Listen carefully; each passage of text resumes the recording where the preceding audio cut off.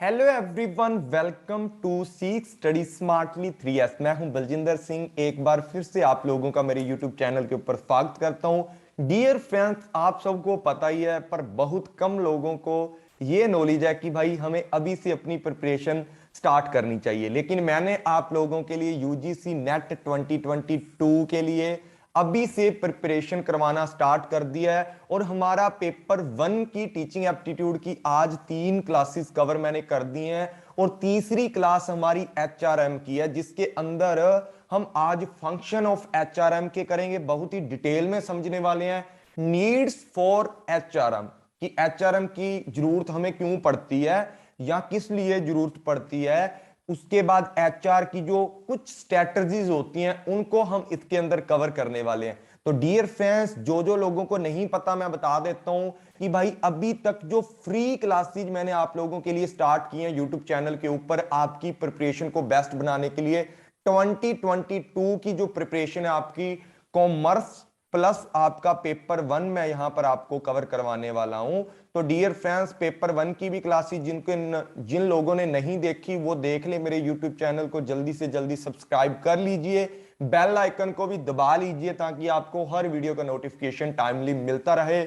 और उससे पहले आपको बता देता हूं एक बात और, ये तो थी फ्री क्लासेस आप लोगों के लिए। साथ ही मैंने पेड क्लासेस भी स्टार्ट कर रखी हैं जिसके अंदर पेपर 1 और पेपर 2 आपको कंप्लीट मिलने वाला है। साथ ही साथ पेपर 1 तो बहुत मतलब कंप्लीट कर रखा है मैंने, और साथ ही साथ आपको यहां पर अगर बताऊं कि आपको 2015 से 21 तक के सारे क्वेश्चन पेपर आपको मिलने वाले हैं। पीवाईक्यू जिनको बोला जाता है, सारे के सारे क्वेश्चन आपको पीवाईक्यू के मैं करवाऊंगा बिल्कुल डिटेल डीपली एक्सप्लेनेशन के साथ। साथ ही साथ आपको पता है अब की बार मेरी एक ही वीडियो से 10 से 12 क्वेश्चन आए थे, जिससे मतलब 30 क्वेश्चनों में से 10 से 12 क्वेश्चन आए थे। और वो मैंने एक्सपेक्टेड एमसीक्यू की जो सीरीज चलाई थी उससे आए थे। एक ही क्लास से 10 से 12 क्वेश्चन आए थे आईसीटी के। तो डियर फ्रेंड्स, 20 मॉक टेस्ट आपको मैं करवाऊंगा विद द सुपर क्वेश्चन, और आपको टिप्स एंड ट्रिक के साथ यहाँ कंसेप्ट क्लैरिटी के ऊपर फोकस करके पढ़ाऊंगा।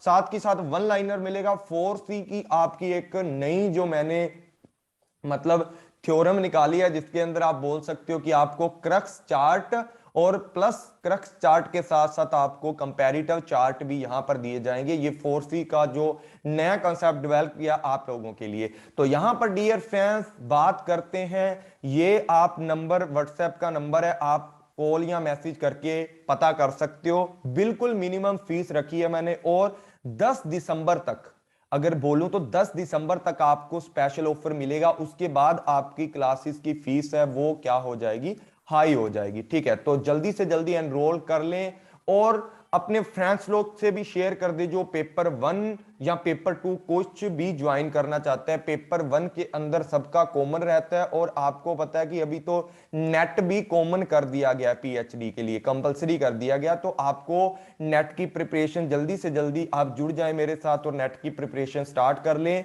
और फ्री के अंदर भी आपको 2022 के लिए ये जो मैं डेली वाइज वीडियो डालता हूं, एक पेपर 1 की एक पेपर 2 की, आज तीसरा दिन है, मैं आपका एक भी दिन खराब नहीं करूंगा।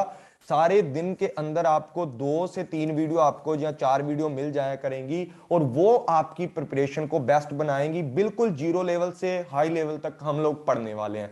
तो स्टार्ट करते हैं। और उससे पहले जल्दी से जल्दी जो बच्चा वीडियो को देख रहा है, यार बहुत मेहनत लगती है, जल्दी से जल्दी वीडियो को लाइक कर दें, कमेंट कर दें। अगर आपको किसी भी तरीके का डाउट आता है क्लास में तो कमेंट जरूर किया करो, लाइक तो जरूर किया करो भाई। आपके एक लाइक से मुझे भी मोटिवेशन मिलता है और आने वाली क्लासेस आपके लिए अच्छी अच्छी लेकर के आऊंगा। शेयर कर दिया करो अपने फ्रेंड्स लोग से ताकि उनकी भी हेल्प हो जाए। साथ ही साथ सब्सक्राइब करके बेल आइकन दबा लो यूट्यूब चैनल के ऊपर, आपको हर वीडियो का नोटिफिकेशन टाइमली मिलेगा और आपकी प्रिपरेशन बेस्ट बनाई जा सकती है। मेरा तो यही मोटिव रहता है कि आपको टाइमली हर चीज प्रोवाइड करूं। उसके बाद ये टेलीग्राम का लिंक है, ये डिस्क्रिप्शन के अंदर मिल जाएगा आपको टेलीग्राम का लिंक। वहां से आप टेलीग्राम को ज्वाइन करें और आपको बहुत ही ज्यादा जो भी मैं क्लासेस करवा रहा हूं उनकी आपको पीडीएफ साथ की साथ मिलती रहेंगी। तो स्टार्ट करते हैं आज की क्लास। तो उससे पहले आपको एक बार बता देता हूं, देखो डियर फ्रेंड्स, कॉमर्स वालों के लिए अगर देखी जाए तो कॉमर्स वालों के लिए जो आपकी क्या है जो यूनिट नंबर कौन सी आपकी 6 यूनिट नंबर है। 6 यूनिट नंबर के अंदर आपका एक तो बिजनेस मैनेजमेंट की बात करते हैं, दूसरी बात करते हैं किसकी बात करते हैं सर जी, बात करते हैं ह्यूमन सोर्स मैनेजमेंट की। ह्यूमन सोर्स मैनेजमेंट की बात करते हैं यहां पर। और यहां पर मैंने आप लोगों को ह्यूमन सोर्स मैनेजमेंट के बारे में बता दिया। कल उसके 6 से 7 कंसेप्ट आपको अच्छे से क्लियर किए हैं, अगली क्लास के अंदर रोल करेंगे। ठीक है, अभी फंक्शन पढ़ रहे हैं, ये तो आपका सिलेबस था, लेकिन मैंने यहां पर एचआरएम के लिए बहुत कुछ और भी करवाया, जैसे इसके नेचर हो गए, ठीक है, इसकी कैरेक्टरिस्टिक होगी, साथ ही साथ मतलब और बहुत सारी चीजें मैंने यहां पर जो इंपॉर्टेंस है इसकी वो भी 20 25 30 करवा रखी हैं आपको। और भी बहुत सारी चीजें हैं जो मैंने एचआरएम के अंदर कवर करी हैं, जो कि बेसिक है, जो कि आपको आनी ही आनी चाहिए। आज ज्यादा फोकस हमारा फंक्शन के ऊपर है, जैसे कि आपने टाइटल देख लिया है कि function of HR, needs of HR, HR की जो बेसिक स्ट्रेटजी आप लागू करते हो अपनी कंपनी के अंदर, वो सारी की सारी चीजें इसके अंदर इंक्लूड मैंने की हैं। तो स्टार्ट करते हैं ज्यादा देर ना लगाते हुए, तो क्लास को स्टार्ट करते हैं। देखो, फंक्शन की बात करते हैं, function of HRM, human resource management के क्या क्या फंक्शन हो सकते हैं, किस तरीके से ये चलता है, पूरे का पूरा जो प्रोसीजर है उसके ऊपर मैं आपको बताता हूं एचआर के क्या क्या हमारे क्या है भाई फंक्शन है। देखो, सबसे पहले अगर बात करें मैनेजरियल फंक्शन की बात करते हैं, जो आपके मैनेजर से रिलेटेड या मैनेजमेंट से रिलेटेड आपके फंक्शन है। देखो, एचआरएम एक बड़ी ब्रांच बन चुकी है, पहले धीरे धीरे डेवलप होकर इसके अंदर बहुत सारी चीजें नई नई आपको देखने को मिलती हैं। अभी बात करें अगर इसका स्कोप है, स्कोप भी मैं आपको पढ़ाऊंगा कल की क्लास के अंदर, स्कोप पढ़ाऊंगा आपको, और एक आध चीज जैसे रोल है और एचआर के रोल कैसे होते हैं, एचआरएम मैनेजर के रोल कैसे होते हैं, वो सब आपको पढ़ाने वाला हूं। आज हम बात करते हैं एचआर के जो फंक्शंस हैं।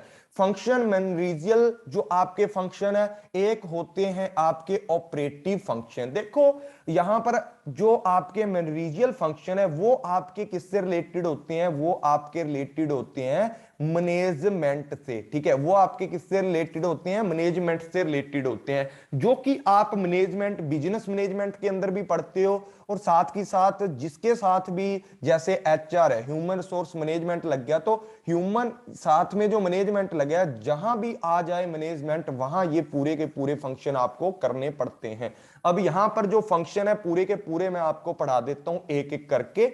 उसके पहले आपको बता देता हूं, इसको याद रखने की जो ट्रिक है वो मैं आपको कल भी बता चुका हूं, आज भी बता देता हूं। यहां पर आपको अच्छे से याद करने के लिए पहले पोस्ट लिख दिया, उसके बाद आप लोगों ने लिख दिया कार्ड। ठीक है, पोस्ट कार्ड, ये तो आप याद रख लोगे ना। पी का मतलब होता है प्लानिंग, ओ का मतलब होता है ऑर्गेनाइजेशन, एस का मतलब होता है स्टाफिंग। यहां तक पक्का आपको समझ आ गया। ठीक है, उसके बाद कुछ फंक्शन जो मैंने आपको कल पढ़ाए थे, जैसे ट्रेनिंग, आज भी पढ़ेंगे। ट्रेनिंग, टी से ट्रेनिंग, सी का मतलब होता है कंट्रोल, डी का मतलब है डायरेक्शन, ए और आर का मतलब क्या है, ए का मतलब आपका आ जाता है अप्रेजल, परफॉर्मेंस अप्रेजल की बात करते हैं जब, आर का मतलब आपका आ जाता है रिक्रूटमेंट वगैरह। ठीक है, यहां आर का मतलब आपको मतलब कोई भी ह्यूमन रिसोर्स के रूल वगैरह होते हैं ना, वो भी आप लगा सकते हो, क्योंकि ये तो एक ट्रिक बनाई हुई है याद करने के लिए। ठीक है ना, आर का मतलब ऐसे क्या होता है आपका, जो आपका पूरे का पूरा सिस्टम है ना,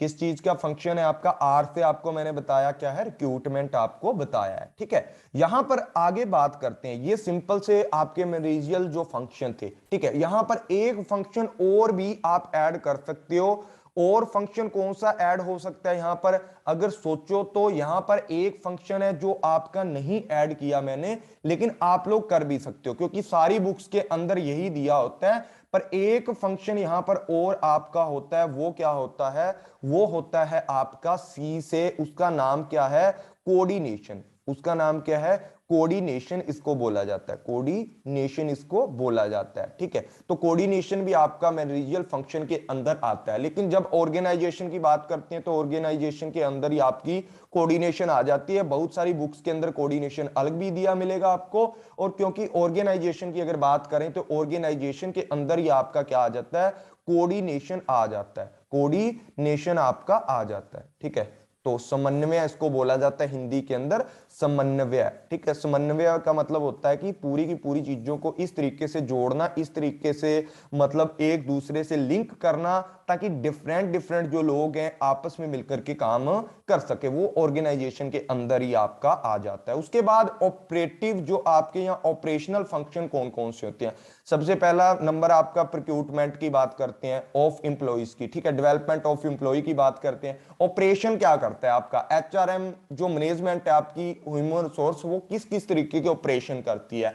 ठीक है, वो ऑपरेशन करती है, प्रोक्योरमेंट करती है ऑफ द एम्प्लॉइज, डेवलपमेंट करती है, कंपनसेटिंग फंक्शन यही करती है आपकी कौन सा बंदा। क्योंकि इसके अंदर मैंने आपको बताया मैनेजमेंट के अंदर आपका जो पोस्ट कार्ड है अप्रेजल आता है, परफॉर्मेंस अप्रेजल। परफॉर्मेंस अप्रेजल से तो कंपनसेशन का पता लगता है कि इस बंदे को कितनी सैलरी दी जाएगी, कितनी नहीं दी जाएगी, वो सब कुछ इसके अंदर आता है। इंटीग्रेशन वही कोऑर्डिनेशन की अगर बात करें, ठीक है ना, लोगों को आपस के अंदर क्या रखना है भाई, जोड़ करके रखना है, कोऑर्डिनेशन करके रखना है, आपस में इंटीग्रेट करके रखना है, अच्छे तरीके से इनको मेंटेनेंस करके रखनी है इन लोगों की। ठीक है, देखो अगर आप सामान की मेंटेनेंस करके रखते हो, कंपनी के अंदर जो भी आपका सामान पड़ा होता है, ठीक है, मैंने कल कंसेप्ट पढ़ाए थे आपको ह्यूमन रिसोर्स के, जो एवोल्यूशन कंसेप्ट थे, सारे के सारे आपको में भी क्लियर हो गए होंगे। तो यहां से जो पूरे का पूरा जो फंडा है भाई, वो फंडा ये बोल रहा है कि आप लोगों ने क्या क्या करना है, कंपनी के अंदर जितने भी लोग हैं उनको अच्छे से मेंटेनेंस उनकी करके रखनी है, उनकी सेफ्टी का ध्यान रखना है, सब कुछ करना है।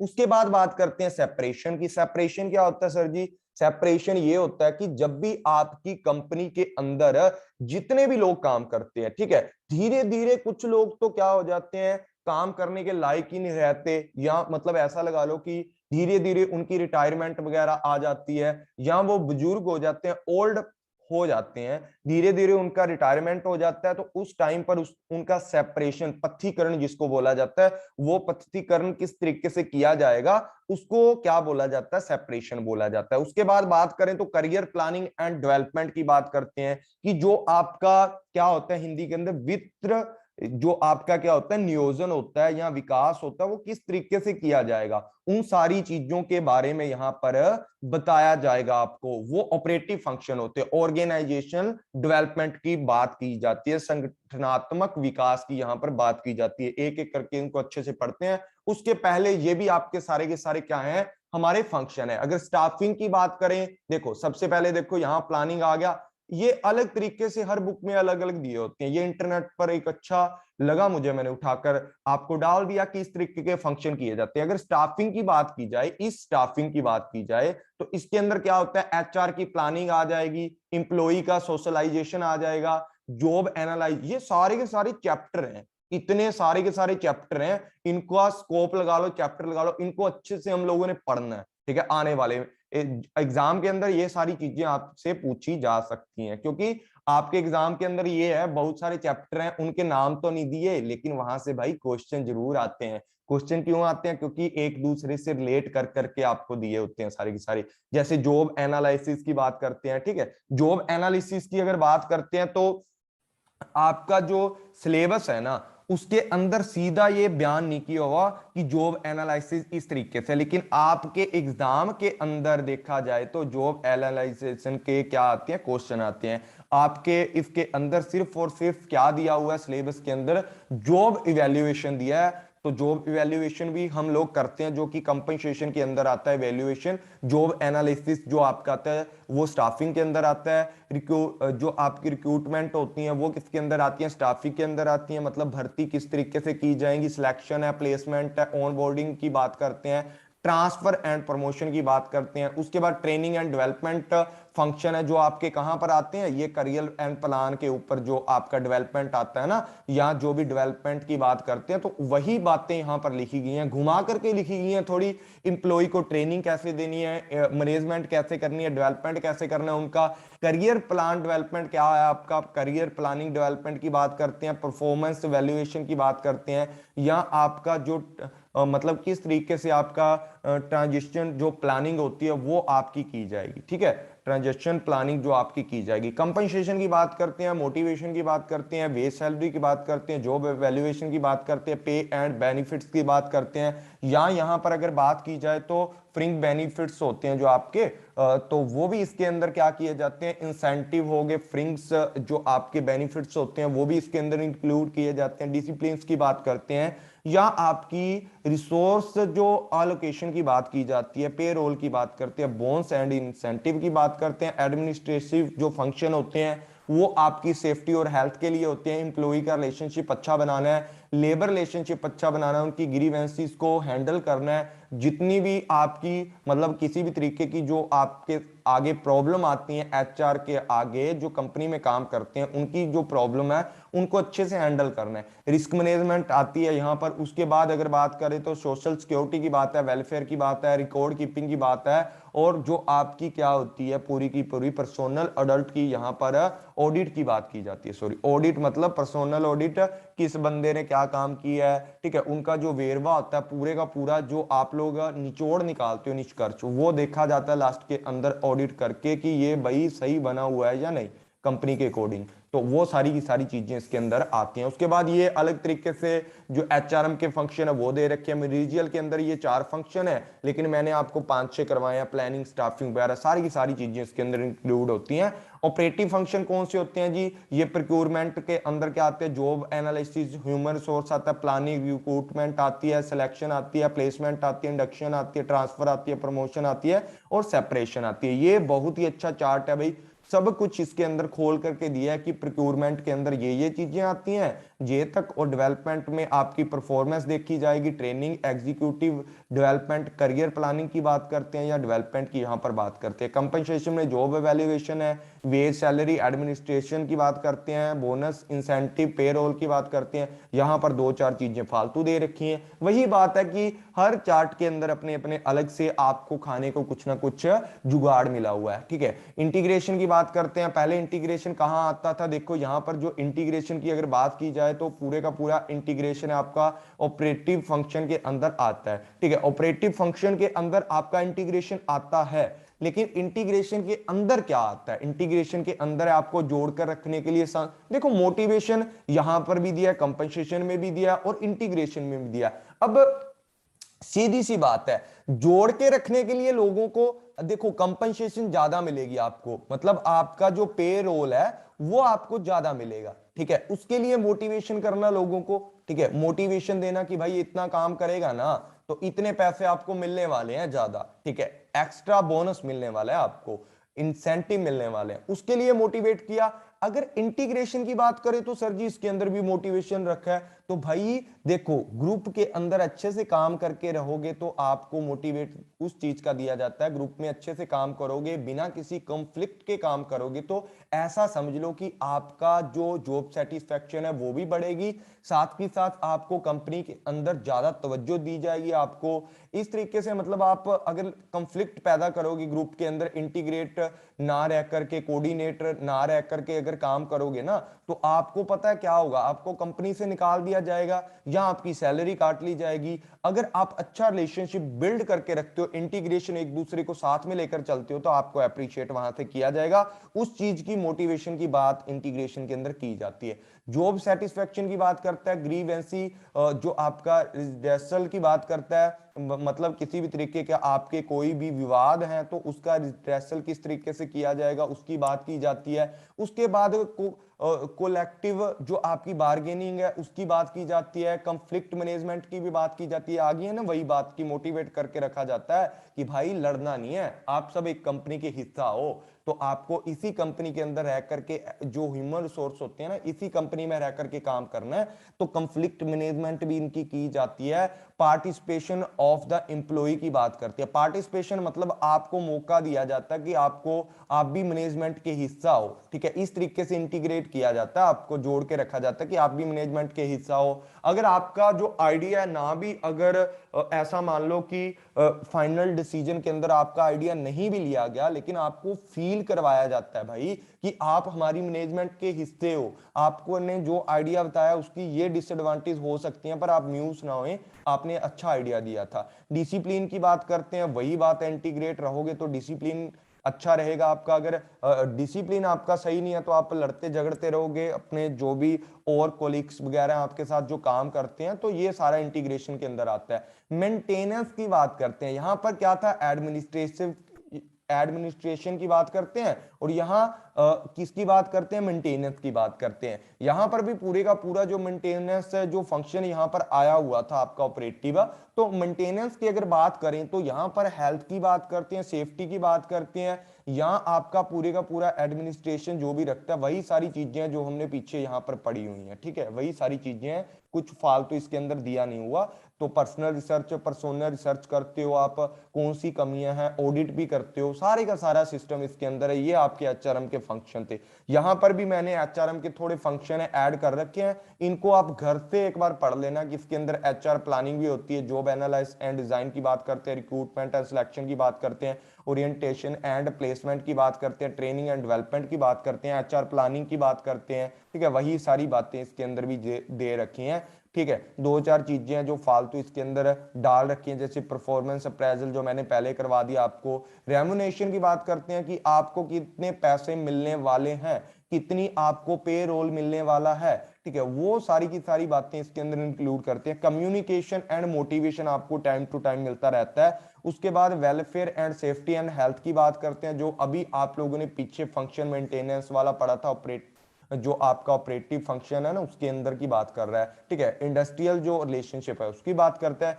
ये था आपका पूरे का पूरे फंक्शन के जो चार्ट थे। अभी एक एक करके पढ़ते हैं कि किस तरीके से आपका पूरे का पूरा सिस्टम चलता है। मैनेजरियल जो फंक्शन है, सबसे पहले उसके अंदर आती है प्लानिंग। प्लानिंग का काम क्या होता है, देखो, प्लानिंग सबसे पहला फंक्शन होता है जब भी आप कोई भी मैनेजमेंट करते हो, चाहे आपने खुद का एग्जाम ही क्रैक क्यों नहीं करना, तो planning is the first thing in the process, ठीक है। प्लानिंग सारी की सारी जितनी भी प्रोसेस होती हैं, सबसे फर्स्ट थिंग उसके अंदर होती है कि प्लान करना है। ये एक इंपॉर्टेंट फंक्शन होता है एवरी मैनेजर का। ये क्या होता है, सारे के सारे जितने भी मैनेजर है कंपनी में काम करते हैं, उनका सबसे इंपॉर्टेंट फंक्शन यही होता है, सबसे पहले प्लानिंग करते हैं। No organisation can be function effectively without the planning. Planning के बिना कोई भी ऑर्गेनाइजेशन अच्छे से फंक्शन नहीं कर पाएगा, सीधी सी बात है। This is very important function, ये बहुत ही इंपॉर्टेंट फंक्शन है। सीधी सी अब मुद्दे पे आते हैं, ये मैं इतना सब कुछ नहीं पढ़ने वाला आपके लिए, आप खुद भी पढ़ सकते हो। देखो, पढ़ना होता तो आपको मैं पहले ही बोल देता सब कुछ, यहां पर मैंने आपको सब कुछ समझाना है, ठीक है। यहां पर प्लानिंग की अगर बात करें तो प्लानिंग एक ऐसा सिस्टम होता है कि जितने भी आपके ऑब्जेक्टिव्स हैं, जितने भी आपके ऑब्जेक्टिव्स हैं, जो भी आपके संगठन या ऑर्गेनाइजेशन के ऑब्जेक्टिव है, कंपनी के ऑब्जेक्टिव है, उनको क्या करने के लिए, अपने टारगेट तक पहुंचाने के लिए, ठीक है, टारगेट तक पहुंचने के लिए या उस ऑब्जेक्टिव को अचीव करने के लिए आप क्या करते हो, प्लानिंग करते हो। सबसे बड़ा काम है प्लानिंग के अंदर किया क्या जाता है। प्लानिंग एक ऐसा डिजाइन होता है, ऐसा सिस्टम होता है जो डिजायरेबल आपके ऑब्जेक्टिव है, उनको अचीव करने के लिए फ्यूचर प्रोग्राम के रूप में देखा जाता है। मतलब भावी कार्यक्रमों की रूपरेखा तैयार करना ही क्या होता है, प्लानिंग होता है।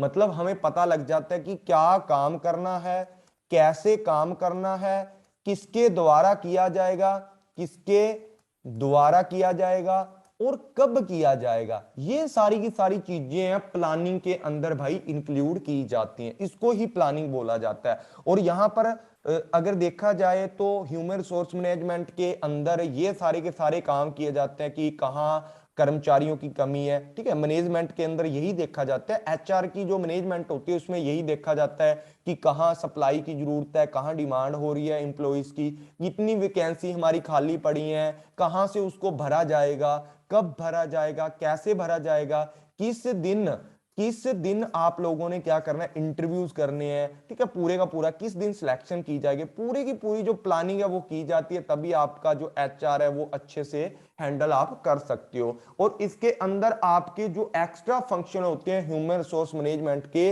वो क्या है, जो आपके सबसे पहले प्लानिंग है। प्लानिंग किसके लिए की जाएगी भाई, प्लानिंग की जाएगी रिक्रूटमेंट के लिए, सिलेक्शन के लिए, प्रमोशन के लिए और आपकी ट्रांसफर के लिए, या आपके जो कि आपके लोग, कई बार क्या होता है कि अब्सेंटिज्म रहने लग जाते हैं। अब्सेंटिज्म का मतलब होता है कि लोग आपकी कंपनी में खुश नहीं है काम करके, या ये चक्कर है, या कोई बंदा ये है कि बार बार छुट्टी कर रहा है, उससे रीजन पूछा जाएगा। उसके लिए अब्सेंटिज्म रहने वाले लोगों के लिए भी कुछ प्लान किया जाएगा, उनको या तो निकाला जाएगा या उनका ट्रांसफर किया जाएगा, या क्या किया जाएगा अगर वो बंदा दूर है तो, मतलब पूरे का पूरा सिस्टम इसके अंदर इंक्लूड किया जाता है। ये पूरे का पूरा जो सिस्टम है वो क्या होता है, हमारा प्लानिंग वाला होता है। ठीक है, ये पूरे का पूरा जो सिस्टम होता है वो आपका प्लानिंग वाला होता है। उसके बाद अगर बात की जाए, यहां से बात करते हैं एस्टैब्लिशिंग। जो प्लानिंग की बात कर रहे हैं अभी तक, प्लानिंग के अंदर क्या क्या चीजें आती हैं, establishing goal and objective to the achieve. ऐसे गोल एंड ऑब्जेक्टिव अचीव किए जाते हैं टॉप मैनेजमेंट के द्वारा। टॉप मैनेजमेंट ही आपकी प्लानिंग करती है, ये आपको याद रखना है कि या तो आपका जो मैनेजर है वो टॉप मैनेजमेंट का बंदा है, ठीक है, वही आपका प्लानिंग करता है। यहां पर वो क्या करता है कि आपके जितने भी लक्ष्य हैं, जितने भी उद्देश्य हैं, जितने भी गोल्स हैं, उन सारे के सारे गोल्स को अचीव करने के लिए एक प्लान बनाया जाता है, एक रूपरेखा तैयार यहां पर की जाती है। डेवलपिंग रूल एंड प्रोसीजर, आपको किस तरीके से उन उद्देश्यों को पूरा करना है, कौन से रूल्स को फॉलो करना है कंपनी के अंदर रहकर, कौन सी प्रोसेस से काम करना है, आपको पूरे का पूरा आपको बताया जाएगा। प्लानिंग करने टाइम आपको ये चीजों को भी सोच करके ध्यान में रख करके प्लानिंग करनी पड़ती है। और पूरी की पूरी यहां पर देखा जाता है कि किस तरीके से बंदे को अनुशासित रखा जाएगा, किस तरीके से स्टार्ट करेंगे, जो आपकी रिक्रूटमेंट है किस तरीके से वो स्टार्ट की जाएंगी, ठीक है, सेपरेशन किस तरीके से होगा एम्प्लॉइज का, जो अवॉइड करने चाहिए, कौन कौन सी चीजें हैं जो आपको अवॉइड करनी चाहिए, ऐसी चीजें जो कंफ्लिक्ट पैदा करती हैं, सारी की सारी चीजें ये रूल्स रेगुलेशन के अंदर बताई जाती हैं। डिटर्मिनेटिंग या डिटर्मिंग प्लान एंड फोरकास्टिंग टेक्निक, यहां पर एक बात यहां पर बताई जाती है कि जो पूरे का पूरा सिस्टम है आपका, यहां पर क्या किस तरीके का सिस्टम है आपका कि डिटरमिन किया जाता है प्लान एंड जो फोरकास्टिंग टेक्निक है वो आपकी दी जाती है। मतलब आने वाले टाइम के अंदर इस तरीके का जो प्लान है फ्यूचर के लिए सारे का सारा काम किया जाता है, क्योंकि हमें वो सारे के सारे काम है जो उद्देश्य है वो फ्यूचर के अंदर ही जो प्लान कर रहे हैं ना, उनको फ्यूचर के अंदर ही क्या करना है, कंप्लीट करना है। उस चीज के लिए यहां पर पूरे का पूरा जो काम है आपका किया जाता है, उसके लिए फोरकास्टिंग टेक्निक का प्लान बनाए जाते हैं और उसका क्या किया जाता है, टेक्निक्स को यूज किया जाता है फोरकास्टिंग करके, कि इससे जो हमारे उद्देश्य हैं वो प्रभावी तरीके से पूरे हो सकते हैं। अब प्लानिंग करते क्यों है, प्लानिंग करने का मेन जो मोटिव है ये होता है, जो 6 पॉइंट दे रखे हैं ये आपके प्लानिंग के लिए बहुत ही ज्यादा इंपॉर्टेंट है, कि प्लानिंग की जाती है save money and reduce the operating cost. जब प्लानिंग कर लेते हो आपको पता है कि ये काम कब करना है, किसके द्वारा किया जाएगा, ठीक है, किसके द्वारा किया जाएगा, ठीक है, कब किया जाएगा, कहां किया जाएगा, किस दिन किया जाएगा, ठीक है, यहां किसके द्वारा किया जाएगा पूरे का पूरा है, और काम क्या किया जाएगा, ठीक है, कौन सा प्रोसीजर होगा, वो सारी की सारी जो आपके डब्ल्यूज होते हैं ना, 8 डब्ल्यूज वो इसके अंदर आ जाते हैं। जब ये चीजें आपको पता लग जाती हैं, ये आप लोगों ने प्री डिटरमाइंड कर रखी हैं, ये चीजें प्री डिटरमाइंड आप लोगों ने कर रखी हैं, तो भाई आपको पता है प्री डिटरमाइंड करके आपने जो जो चीजें कर रखी हैं उससे आपकी मनी भी सेव होगी, आपका ऑपरेटिंग कॉस्ट भी सेव होगी, क्योंकि आपको पता है हमने ये करना है, इतने टाइम में पूरा करना है, वो सारे का सारा सिस्टम यहां पर होता है। यहां पर बात करते हैं कि जो allow the company to focus on the core business, यहां पर जो आपका प्लानिंग होता है ना, प्लानिंग होता है वो क्या करता है, आपकी जो कोर ऑब्जेक्टिव होते हैं ना कंपनी के, जो कोर ऑब्जेक्टिव्स होते हैं उनके ऊपर ज्यादा से ज्यादा ध्यान देता है। ज्यादा से ज्यादा क्या देता है भाई, ध्यान देता है। और ज्यादा से ज्यादा जब ध्यान दिया जाएगा तो आपके जितने भी गोल्स एंड जितने भी आपके सारे के सारे प्रोसीजर हैं उनको ध्यान में रख करके काम करती है, जो भी आप लोगों ने प्लानिंग के अंदर डिसाइड किए हैं, तो आपकी जो कोर बिजनेस है उसके जितने भी ऑब्जेक्टिव है उनको आसानी से आप क्या कर सकते हो, यहां पर अचीव भाई कर सकते हो। Reduce the number of HR staff and related staff expense, देखो कई बार क्या होता है कि प्रॉपर आपका प्लान नहीं बना होता, ना ही आपकी प्रॉपर एचआर है वो अच्छी तरीके से सेट किए होते, किसी ऐसे बंदे को काम दे रहे हो आप जिसको कुछ नहीं आता, ठीक है, ऐसा काम दे रहे हो, एक स्पेसिफिक वर्क दे रहे हो किसी बंदे को जिसको वो वर्क आता ही नहीं है, आप लोगों ने अच्छे से एचआरएम नहीं कर रखी, तो जब एचआरएम करते हो आप लोग, ह्यूमन रिसोर्स मैनेजमेंट करते हो, तो इसका मतलब होता है सही समय पर सही बंदे को या सही व्यक्ति को सही किसके ऊपर लगाना, सही स्थान पर लगाना। ठीक है, सही समय पर सही व्यक्ति को सही स्थान पर लगाना, ये होता है आपका एचआरएम। पूरे का पूरा इसके ऊपर टिका हुआ है एचआरएम। अब इसके ऊपर टिका हुआ है, तो जब आप ऐसा काम करते हो, सही समय पर सही व्यक्ति को सही स्थान पर लगाते हो, तो आपके क्या हो जाते हैं, जो एक्स्ट्रा फ्री वाले लोग हैं उनको निकाल दो। जब आपको पता है कि यह बंदा सही टाइम पर सही काम करेगा, सही समय पर काम पूरा करेगा, सही व्यक्ति है, सही मतलब सीट के ऊपर लगाया है, सही जो आपकी कंपनी के अंदर जो आपका पूरे का पूरा स्ट्रक्चर है उसके अंदर सही बंदे को फिट कर रखा है, सही बंदे को भर्ती कर रखा है, स्टाफिंग अच्छे से कर रखी है, तो मतलब आपको एक्स्ट्रा स्टाफ की जरूरत नहीं पड़ेगी। जब एक्स्ट्रा स्टाफ की जरूरत नहीं पड़ेगी तो आपका नंबर ऑफ एचआर है आपके कम हो जाएंगे, और जो फालतू लोग आपकी कंपनी में बैठकर खा रहे थे उनका एक्सपेंसेस आपका कंपनी के प्रॉफिट के अंदर इंक्लूड होगा। बस बात खत्म। जो सैलरी आप उन फालतू लोगों को दे रहे थे अब वो प्रॉफिट के अंदर जुड़ेगी, बात खत्म। उसके बाद बात करते हैं allow HR on the focus the more. आपको पता है जब एचआर काम किया जाता है एचआरएम के द्वारा, अगर मैनेजमेंट इसके द्वारा काम करवाएगी एचआर के से, मैनेजमेंट का मतलब ये होता है दूसरों से अच्छे वे से, इफेक्टिव वे से काम करवाना। अब मैनेजमेंट जब एचआर से काम करवाती है तो ह्यूमन रिसोर्स मैनेजमेंट करती है, तो उस टाइम पर क्या होता है, एक अच्छी स्ट्रेटजी को फॉलो किया जाता है ताकि जो भी आपके अदर कंपनियां उनको आसानी से बीट किया जा सके, या समय से पहले आप नई नई चीजों को, एडवांस नॉलेज को निकालो, जिससे क्या होगा कि आपकी जो कंपनी है उसकी ज्यादा से ज्यादा जो गुडविल है ना वो बढ़ जाएगी। गुडविल बढ़ेगी कि ये कंपनी यार कितना इफेक्टिव तरीके से काम कर रही है, कितना जल्दी काम कर रही है, कितने जल्दी नई नई चीजों को लेकर आ रही है, नई नई टेक्नोलॉजी को। तो वहां पर जो आपकी स्ट्रेटजी है काम करती है एचआरएम की। Avoid the cost of major investment in technology. देखो यहां पर जो ज्यादा जो इन्वेस्टमेंट कर रहे हो आप टेक्नोलॉजी के अंदर, उन चीजों को ज्यादा मतलब कॉस्टली ना बनाओ, आप एचआरएम को अच्छे से काम पर लगाओ, एचआरएम से भी काम लो, ज्यादा टेक्नोलॉजी के ऊपर मत डिपेंड रहो, क्योंकि जो चीजें एचआरएम की क्वालिटी और टेक्नोलॉजी की क्वालिटी है इनके अंदर अंतर हो सकता है। मैं मानता हूं कि टेक्नोलॉजी के साथ अच्छा काम किया जा सकता है, लेकिन भाई टेक्नोलॉजी को यूज कौन करेगा, एचआरएम यूज करेगा। तो ज्यादा अवॉइड करो कि ऐसी मतलब कॉस्टली इन्वेस्टमेंट मत करो, क्योंकि सब कुछ तो यूजर ने करना होता है ना, जो आपके कंपनी के अंदर ह्यूमन होते हैं उन्होंने करना होता है। उसके बाद क्या होता है, इंप्रूव मैट्रिक्स। इंप्रूव मैट्रिक्स का मतलब क्या होता है सर जी, यहाँ पर मैट्रिक्स या आपके मेजरमेंट क्या होते हैं कि हर बंदे के लिए एक स्टैंडर्ड फिक्स कर देना। ठीक है, स्टैंडर्ड फिक्स कर दिया भाई, इस तरीके से काम करेगा तो पैसे मिलेगा, नहीं तो छुट्टी कर देंगे तेरी।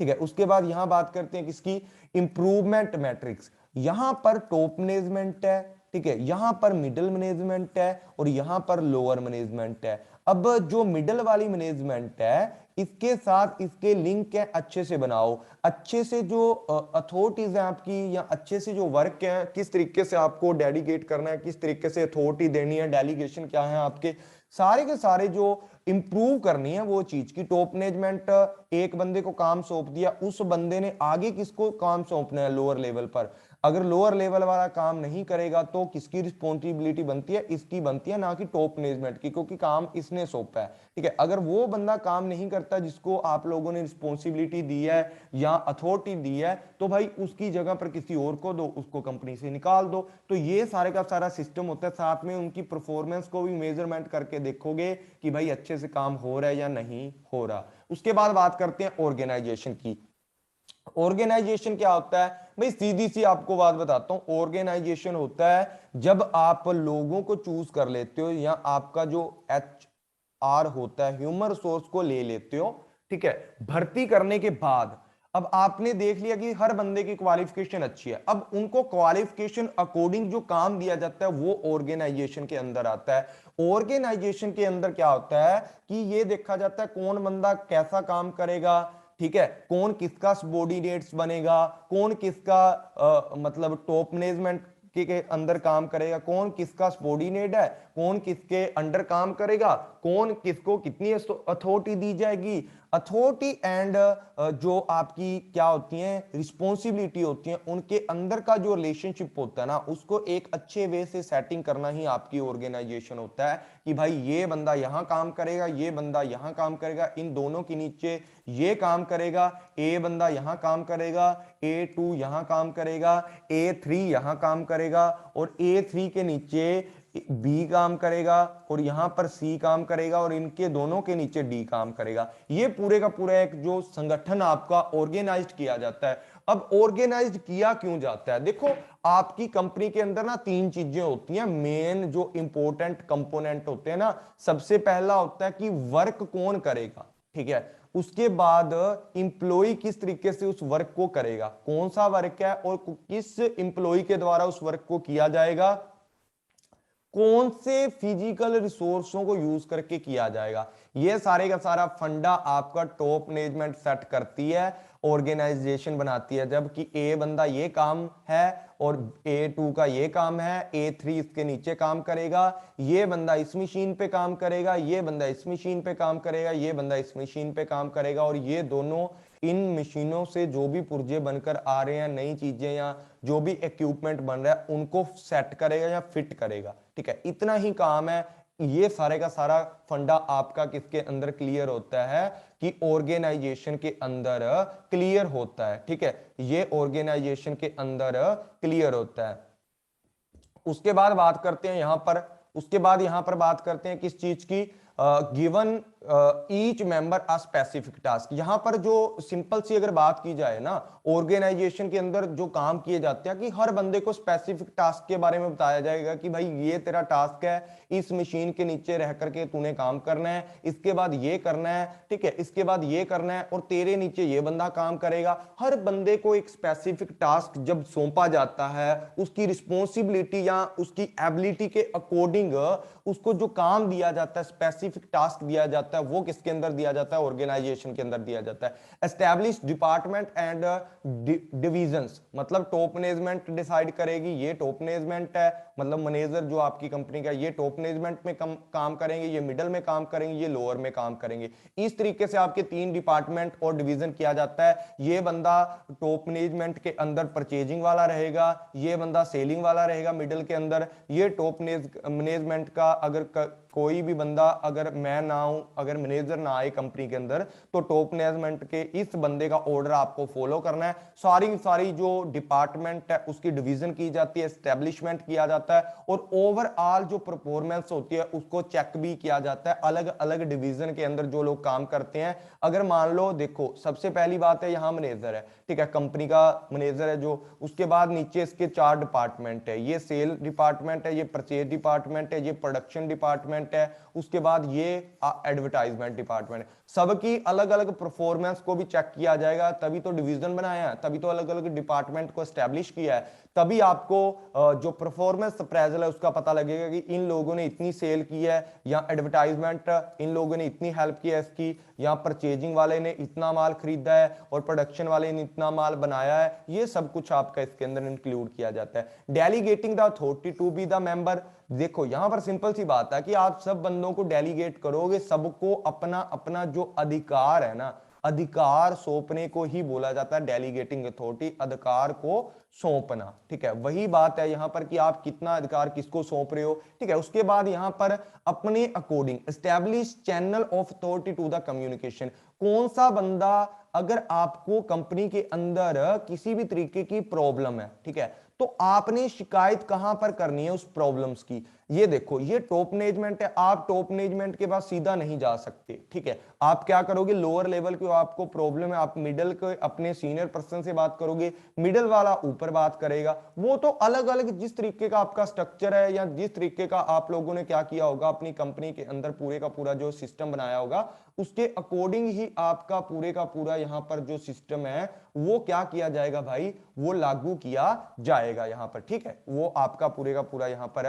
लागू किया जाएगा। उसके बाद बात करते हैं creating a system to coordinate the work. ये देखो यहां पर जो कोऑर्डिनेशन की बात आ गई है वापस, ठीक है। कोऑर्डिनेशन होता क्या है? कोऑर्डिनेशन होता है कि आप लोगों के जितने भी क्या है, जितने भी आपके गोल्स हैं, टारगेट्स हैं, उनको मिलकर पूरा करना। क्योंकि कंपनी का जो टारगेट है या कंपनी का गोल्स है, उनको प्रॉपर मिलकर के अगर आप काम करोगे ना, उनको प्रॉपर वे से अगर मिलकर के अगर आप काम करोगे कंपनी के अंदर, तो आपको पता लग जाएगा भाई ये सिस्टम इस तरीके से काम कर रहा है। तो जब आप मिलकर के काम करोगे तो आप एक आपके अंदर टीम वर्क की जो भावना है वो पैदा हो जाएगी। अगर टीम वर्क की भावना पैदा होगी तो आप सब लोग एक दूसरों से मिलकर के काम करोगे, हर बंदे की हेल्प करोगे, जिस बंदे को नहीं आ रहा काम उसका विरोध नहीं करोगे, उसको मतलब यहां पर जो डिस्क्रिमिनेटिंग होती है ना, उसको मतलब खत्म करने की बात यहां पर की जाती है जब कोऑर्डिनेशन की बात करते हैं। देखो यहां पर लिखा भी हुआ है ना, टीम विल बी क्रिएट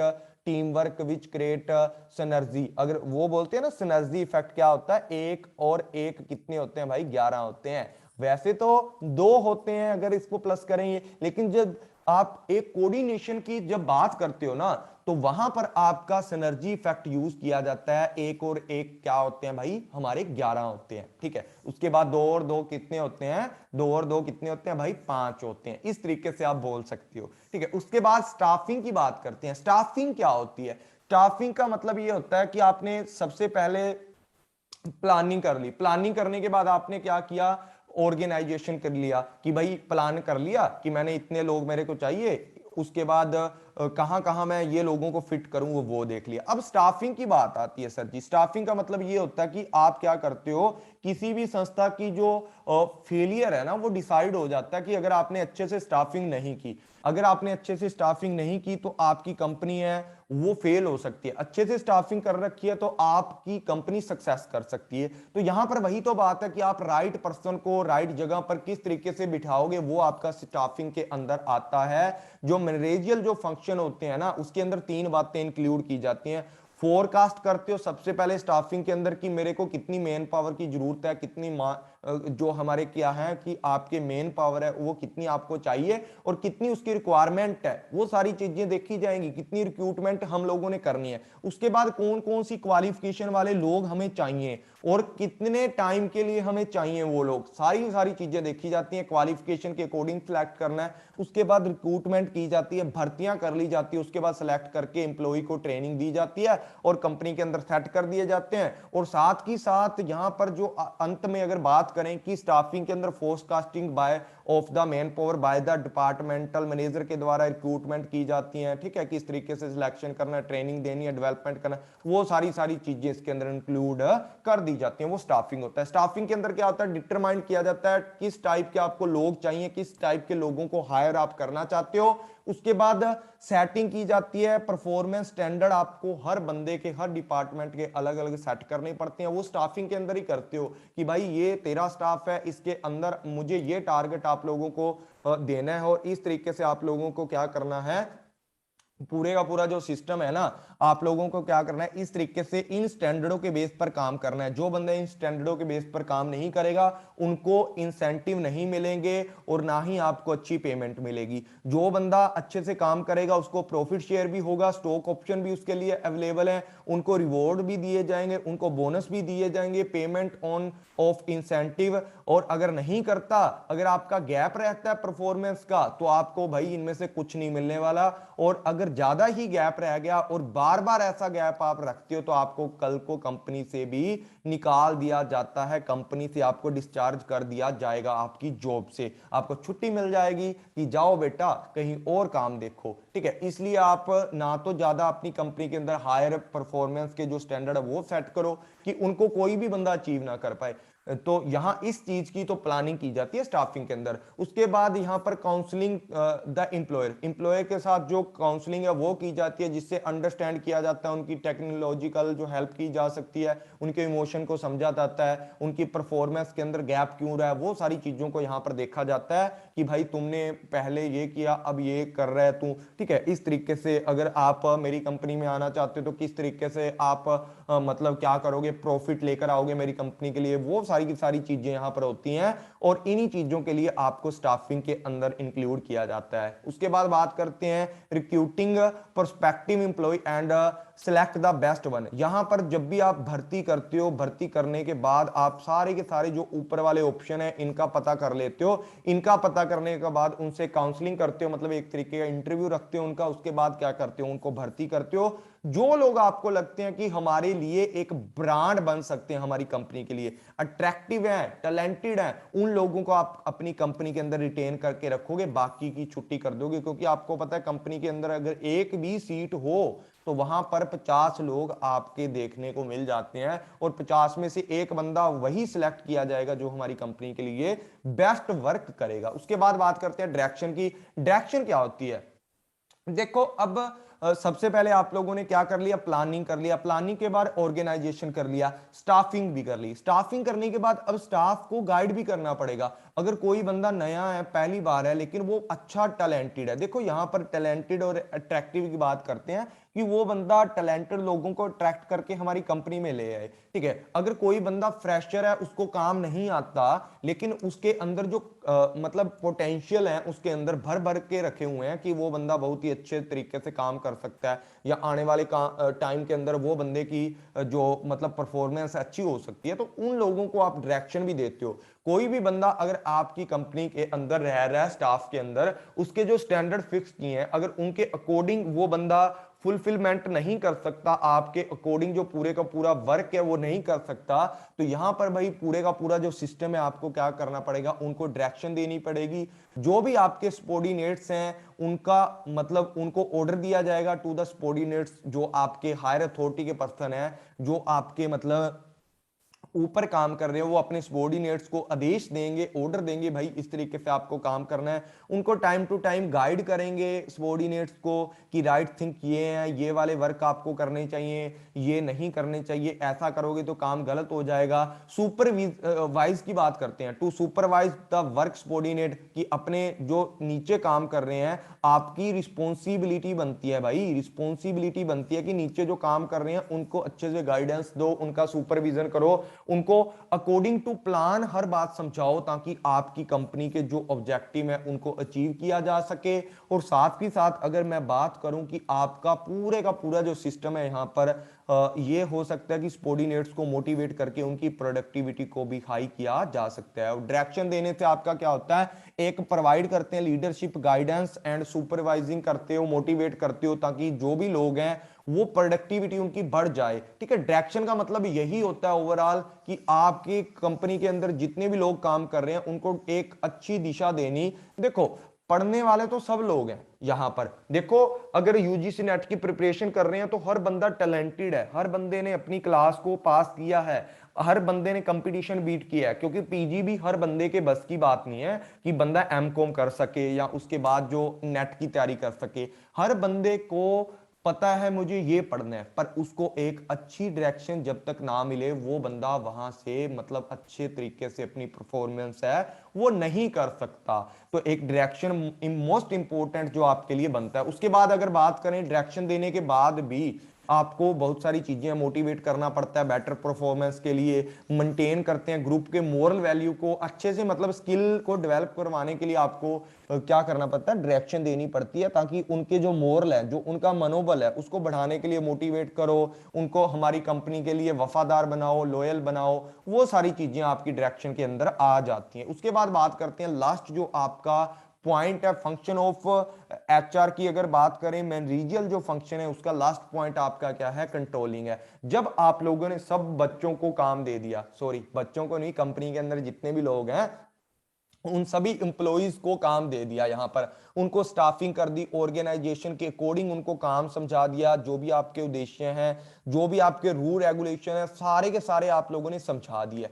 अब जो बंदा इन चीजों को नहीं समझता, इन चीजों को नहीं फॉलो करता और प्री डिटरमाइंड जो आपके प्लान होते हैं उनको अच्छे से एग्जीक्यूट नहीं करता, उनके अंदर किसी भी तरीके का मतलब आपका क्या आ जाता है, डेविएशन आ जाता है, या उनके बीच में किसी भी तरीके का गैप आ जाता है, उस गैप को पूरा करने के लिए भाई, उस गैप को कवर करने के लिए आपको कंट्रोलिंग का भी यूज करना पड़ता है। जो बंदे आपकी कंपनी के अंदर, डिपार्टमेंट के अंदर अच्छा काम नहीं करते, अगर उनको परफॉर्मेंस बेटर नहीं हो सकती या किसी भी तरीके का एरर आ जाता है आपके डिपार्टमेंट के अंदर, तो भाई वो सारे के सारे कंट्रोलिंग के द्वारा सही किए जा सकते हैं और उनको स्टैंडर्ड के अकॉर्डिंग उनकी जॉब करने के लिए उनको बताया जाता है कि आपको इस तरीके से अपनी जॉब करनी है। उसके बाद ऑडिटिंग ट्रेनिंग दी जाती है उन लोगों को, एनालाइज लेबर टर्नओवर रिकॉर्ड रखा जाता है, सारे के सारे सर्वे किए जाते हैं और कंपैरिजन किया जाता है कि कौन सी चीजें आपकी क्या कर रही हैं, हमारी कंपनी के अंदर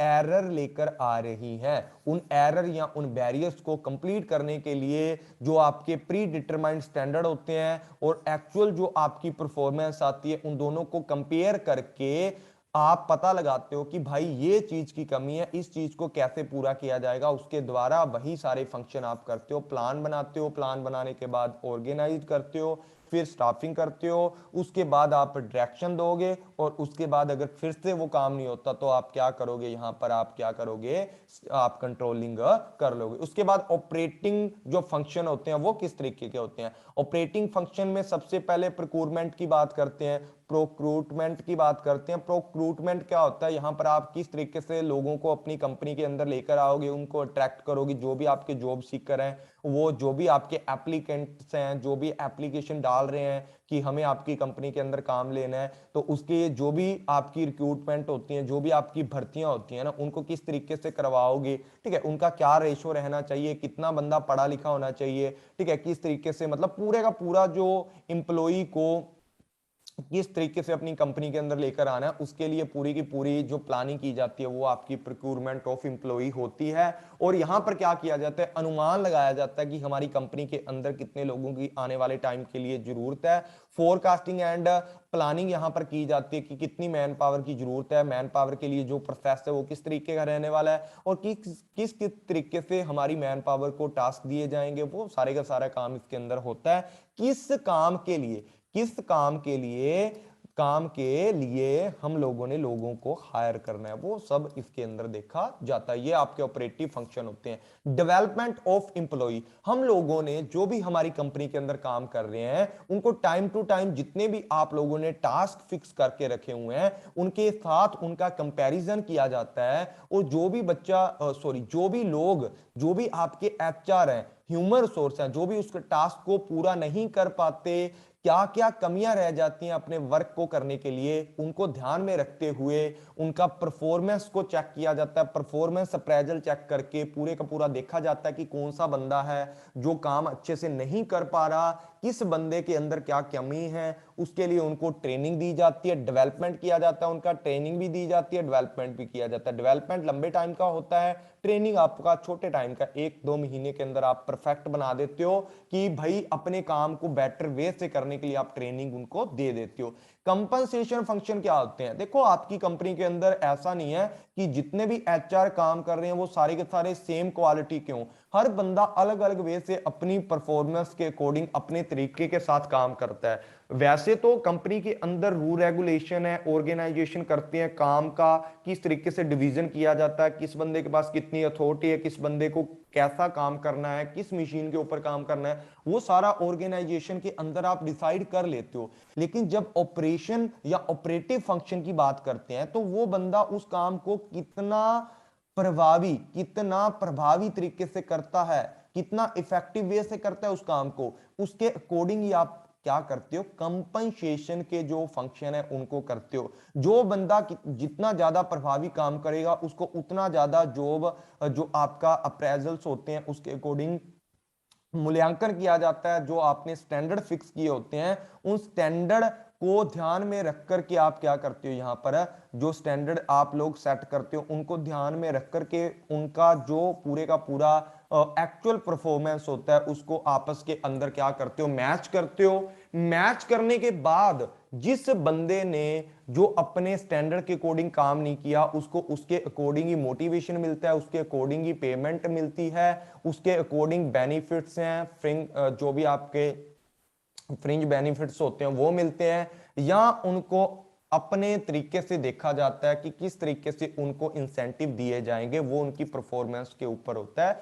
उसी से आपका पूरा का पूरा सैलरी, एडुकेट सैलरी और आपकी वेजिस डिसाइड की जाती है। ठीक है ना। हर बंदे को एक जैसी पेमेंट तो कर नहीं सकते, कुछ बंदे अच्छा काम करते हैं, कुछ नकली काम करते हैं। उसके बाद बात करते हैं इंटीग्रेशन की। इंटीग्रेशन क्या होता है सर जी? इंटीग्रेशन वही कि आप एम्प्लॉय आपस के अंदर कितनी विलिंगनेस रखते हो, कितना एक दूसरे के ऊपर डिपेंड रहकर काम करते हो, किस बंदे का इंटरेस्ट है, कौन से लोगों ने आपस में मिलकर काम करना है। ह्यूमन रिसोर्स डेवलपमेंट यहीं से आपका सारे का सारा सिस्टम है, कितना इंटरेस्ट है ऑब्जेक्टिव के अंदर, या आप लोग ऑब्जेक्टिव को अच्छे से प्राप्त कर चुके हो या नहीं कर चुके हो।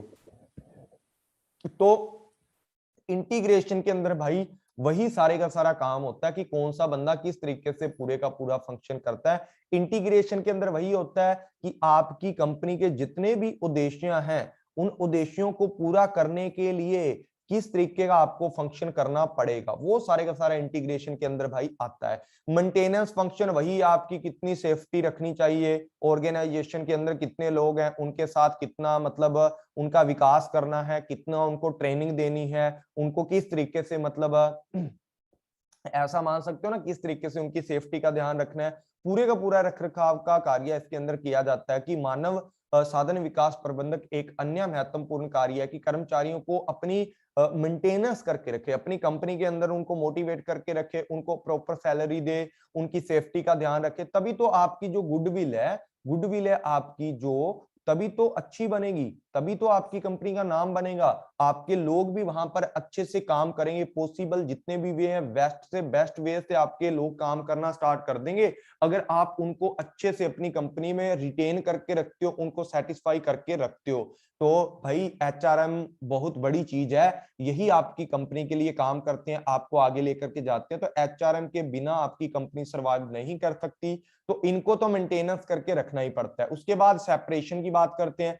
कई बार क्या होता है कि आपका जो पूरे का पूरा सिस्टम है कंपनी के अंदर अच्छे इंप्लॉइज नहीं होते, कई बार या एक आध इंप्लॉय अच्छा नहीं होता, या कुछ लोग रिटायरमेंट की कगार पे पहुंच जाते हैं। तो उस समय आपको क्या करना पड़ता है, या तो लोगों को रिटायरमेंट करना पड़ता है या उनको फोर्सफुली लीव करवाना पड़ता है, फोर्स लीव, जबरदस्ती छुट्टी ले लेते हैं कुछ लोग, या हम जबरदस्ती छुट्टी कर देते हैं उनकी, या एक्सपुलेशन की बात करते हैं, निष्कासन की बात करते हैं, उनको निकाल दिया जाता है हमारी कंपनी से, क्योंकि भाई उनका जो वर्क है, उनका जो टास्क है, उसको वो अच्छे से बीट नहीं कर पा रहे, अच्छे से उसको प्राप्त नहीं कर पा रहे, जो भी उनके टारगेट उनको दिए जाते हैं उनको अच्छे से वो नहीं कर पा रहे। तो भाई यहाँ पर आपका पूरे का पूरा जो प्रोसीजर है वो इसी बातों पे टिका है, जो बंदा अच्छे से काम नहीं करेगा उसका सस्पेंशन लेटर आप हाथ में पकड़ा के उसको घर भेज देंगे। जिस बंदे का रिटायरमेंट है उसके बाद देखा जाता है रिटायरमेंट देने के बाद किस तरीके से मतलब आगे करियर प्लानिंग की बात करते हैं कि कौन सा बंदा ऐसा है जो आने वाले टाइम में इस बंदे की जगह लेगा, उसको कितनी डेवलपमेंट की जरूरत है, या मतलब आने वाले टाइम के अंदर कौन कौन सा उसका डेवलपमेंट होना चाहिए, डेवलपमेंट इंटरनल होगा या एक्सटर्नल होगा, वो सारी बातें इसके अंदर भाई इंक्लूड यहाँ पर की जाती हैं। उसके बाद यहाँ बात करते हैं ऑर्गेनाइजेशनल डेवलपमेंट की। देखो जब ये पूरे के पूरे फंक्शन आप करते हो ना, तब आपको पता है कि आपकी टॉप मैनेजमेंट को क्या वर्क करना है, ठीक है, आपकी जो मिडिल मैनेजमेंट है उसको क्या वर्क करना है, आपकी लोअर मैनेजमेंट है उसको क्या वर्क करना, सबके जब सारे के सारे फंक्शन आप बता देते हो, ऑर्गेनाइजेशन के ऑब्जेक्टिव आप सेट कर देते हो, well planned tool and intermediates जो आपके होते हैं, किस तरीके से हर बंदे ने काम करना है, जब वो सारी चीजें आप डिसाइड कर लेते हो ना, उसके बाद this approach seek to the improve the performance, जब सारे के सारे आप अच्छे से फंक्शन करते हो तो आपकी जो ऑर्गेनाइजेशन की परफॉर्मेंस है वो पूरे का पूरा विकसित होने लग जाती है, उसका भी विकास होने लग जाता है। क्योंकि जब उसके अंदर रहने वाले लोगों के लिए आप सोच रहे हो, काम तो उन लोगों ने करना है ना, उन लोगों को मिलाकर की तो ऑर्गेनाइजेशन बनता है ना। ऑर्गेनाइजेशन की वैल्यू डिसाइड करते हो, अच्छी अच्छी वैल्यूज आपको ये रखनी है, organisation change in the organisational structure है, उन सारी चीजों को देखो। कई बार ये होता है कि आपका ऑर्गेनाइजेशन है वो अच्छा नहीं बना होता, उसको धीरे धीरे आप क्या करते हो, विकास करते हो, अच्छे अच्छे लोग उसके अंदर भर्ती कर देते हो, स्टाफिंग कर देते हो, वो सारी की सारी चीजें इसके अंदर इंक्लूड करके देखी जाती हैं। वो सारा काम यहाँ पर कहाँ किया जाता है, ऑपरेटिव फंक्शन ऑफ एचआरएम में किया जाता है।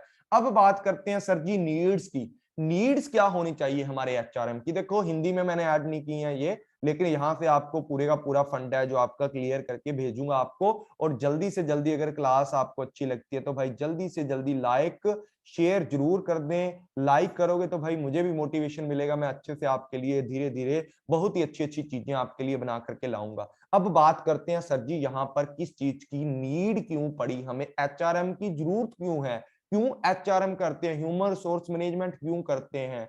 अगर मानवीय जो आपके मानव संसाधन है उसका प्रबंधन क्यों किया जाता है, सबसे बड़ी बात यह है डेवलपमेंट किया जाता है ऑर्गेनाइजेशनल कमिटमेंट। ऑर्गेनाइजेशन के अंदर जो भी उद्देश्य होते हैं उनको पूरा करने के लिए अपने को एचआर की जरूरत होती है। एचआर की मैनेजमेंट जब तक नहीं करोगे उद्देश्यों को पूरा नहीं कर सकते। जो कमिटमेंट आप लोगों ने की है उसको पूरा करने के लिए आपको मैनेजमेंट करनी पड़ती है कि मैं इतने दिन में काम करूंगा। उस चीज के लिए आपको प्लानिंग की भी जरूरत पड़ेगी जो आप कमिटमेंट करते हो, स्टाफिंग की भी जरूरत पड़ेगी, आपका ऑर्गेनाइजेशन बनाना पड़ेगा, आपको डायरेक्शन की भी जरूरत पड़ेगी, आपको कंट्रोल की भी जरूरत पड़ेगी। उसके लिए ही तो हुई हमारी क्या होती है, एचआर की जाती है। उसके बाद बात करते हैं कोपिंग विद चेंज इन्वायरमेंट। जैसे जैसे आपका इन्वायरमेंट, यही बात है लास्ट वाली ऑर्गेनाइजेशनल डेवलपमेंट, जैसे जैसे इन्वायरमेंट चेंज होता है वैसे वैसे आपको अपना अंदर का जो पूरे का पूरा स्ट्रक्चर होता है उसको भी चेंज करना पड़ता है। उसको चेंज करने के लिए आपको पता लग जाए कि ये बंदा यहाँ काम सेट नहीं कर रहा और इन्वायरमेंट अभी ये है, सीजन का टाइम है, तो भाई आप क्या कर देते हो, पूरे का पूरा सिस्टम है उसको क्या कर देते हो, चेंज कर देते हो। चेंज इन जो पॉलिटिकल आपकी फिलोसफी है उसके अंदर भी आप चेंज करते हो। क्योंकि पॉलिटिकल फिलोसफी क्या होती है भाई, जो भी आपका माइंड सेट होता है आप एक दूसरे के साथ क्या करते हो, विरोध कर रहे होते हो, ठीक है ना, विरोधाभास आपकी जो पूरी की पूरी थिंकिंग रहती है। तो इस तरीके की जो फिलोसफी है इसको चेंज करने के लिए आपको पता है ना, जब आपका पॉलिटिकल सिस्टम चल जाता है, जब आपकी राजनीति होने लग जाती है ना, किसी भी मतलब कंपनी के अंदर जब राजनीति होने लग जाती है ना, उस टाइम क्या होता है, कॉन्फ्लिक्ट पैदा हो जाते हैं। मतलब आपकी पूरी की पूरी जो कंपनी होती है उसमें लड़ाई पैदा हो जाती है। तो उसको चेंज करने के लिए एचआरएम बनाया जाता है। एचआरएम उन थिंकिंग को चेंज करता है, उस फिलॉसफी को एक तरीके से मतलब क्या कर देता है, डिसमिस करके एक नई स्ट्रक्चर तैयार करके नई वैल्यूज नॉर्म्स को ऑर्गेनाइजेशन के अंदर लेकर के आता है। इंक्रीज करता है प्रेशर को ऑन द एम्प्लॉय। देखो जब तक आपको पता ही नहीं है आपकी क्या क्या रिस्पॉन्सिबिलिटी है, जब एचआरएम बनाए जाते हैं, मतलब एचआरएम किया जाता है, ह्यूमन रिसोर्स मैनेजमेंट की जाती है, सबको उसकी बताया जाता है कि भाई तेरा ये काम है, ये काम तूने करना है, तू तेरी रिस्पॉन्सिबिलिटी ये संभाल, तेरी मतलब डेलीगेशन जब किया जाता है ना, तो वहां पर हर बंदे को अपनी जो अथॉरिटी के बारे में पता होता है, ऑर्गेनाइजेशन की रिस्पॉन्सिबिलिटी के बारे में पता होता है, तो हर बंदा प्रेशर में आकर के फिर काम अच्छे से करने लग जाता है, ठीक है, इंक्रीज हो जाता है। नहीं तो ऐसे तो जो आपका आइडियल टाइम है, जो आपका सुस्त टाइम जिसको बोला जाता है ना, सुस्त टाइम जिसके अंदर लोग फ्री रहते हैं और आप फ्री का लोगों को क्या कर रहे हो, पे कर रहे हो, ठीक है, वो चीजों को खत्म यहां पर किया जाता है। मिनिमाइज किया जाता है फेवरेटिज्म।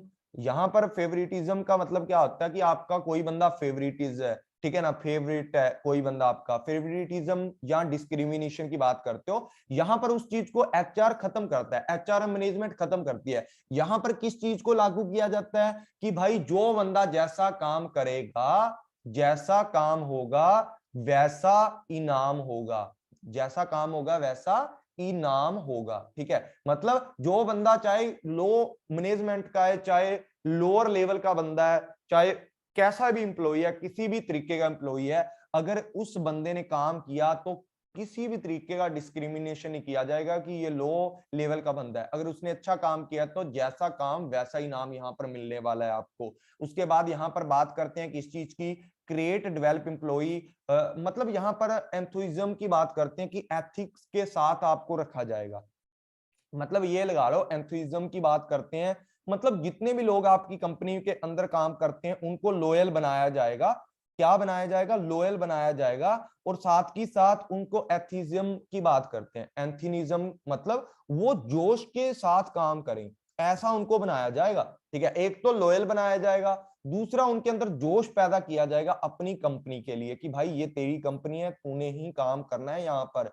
ठीक है, उसके बाद स्टैंडर्ड ऑफ परफॉर्मेंस के लिए आप स्टैंडर्ड देते हो कि भाई ये गोल आपको अचीव करना है, अगर इससे कम गोल अचीव किया तो भाई तेरी सैलरी काट लेंगे। उसके बाद actual result can be compared, actual result के साथ उस चीज को कंपेयर करके उसकी परफॉर्मेंस को बताया जाता है। यहाँ पर कंट्रोल की जरूरत होती है, वहां कंट्रोल किया जाता है। बाकी की ये नीड है, सेम सी है, ज्यादा कुछ फर्क नहीं है इसके अंदर। जैसे डेडिकेटिंग द फेवरिज्म, ये खत्म किया जाता है, मैंने बता ही दिया यहाँ पर। ठीक है, उसके बाद इंश्योर किया जाता है कि किस तरीके से आपको काम करना है, किस तरीके का आपका ऑर्गेनाइजेशन है, वो भी आपको, मतलब ऑर्गेनाइजेशन किसके अंदर बनाते हो? एचआरएम के अंदर बनाते हो। एचआरएम की नीड तभी पड़ी है ना कि एक अच्छा ऑर्गेनाइजेशन बना के सबको काम बांट दिया जाएगा, मतलब डिवीजन कर दिया जाएगा, डिपार्टमेंट बना दिया जाएगा, वो चीज को इंश्योर करता है और उसके अंदर ही आपको काम करना पड़ता है। वही बात यहाँ पर है, आपके को स्टैंडर्ड दिए जाएंगे, उनके साथ कंपेयर किया जाएगा एक्चुअल रिजल्ट को, और बाद में आपको कंट्रोल किया जाएगा। जहां आपकी जो पॉलिसी है उसके अकॉर्डिंग आपने काम नहीं किया तो आपके पैसे काट लिए जाएंगे, आपकी सैलरी से बिल्कुल काट लिए जाएंगे। वही बात है, डेवलपमेंट करते हो, जो भी आपके एम्प्लॉइज हैं उनको लॉयल बनाते हो, एंथोनिज्म बनाते हो, मतलब आप क्या करते हो, उनको जोश के अंदर लेकर आते हो, उनको मोटिवेट करते हो, उनको काम करने के लायक बनाते हो। ये सारी चीजों की जरूरत के अकॉर्डिंग हमें एचआरएम को कंपनी में लाना पड़ा। उसके बाद एचआरएम की स्ट्रेटजी क्या है सर जी? यहां पर अगर बात करें, सबसे पहली स्ट्रेटजी आपकी होती है ऑर्गेनाइजेशन की। ऑर्गेनाइजेशन की restructuring the organisation and redesign job to the support strategy. Organisation का मतलब ये होता है, कई बार ऐसी स्ट्रेटजी हैं, 10-12 स्ट्रेटजी हैं, 11 स्ट्रेटजी हैं जो कि केवीएस मदान सर की बुक के अंदर दी हुई है। ठीक है, मैंने वहां से ये नोट की है। ठीक है, केवीएस मदान सर की बुक है, मुझे थोड़ी अच्छी लगी है। ठीक है, बाकी अभी दूसरी बुक्स भी आ रही हैं मेरे पास, मतलब जैसे भी मतलब कॉपी सैंपल उनका आ जाएगा मैं उनको चेक करके आपको बताऊंगा उनके अंदर भी क्या क्या है। अगर आपको बुक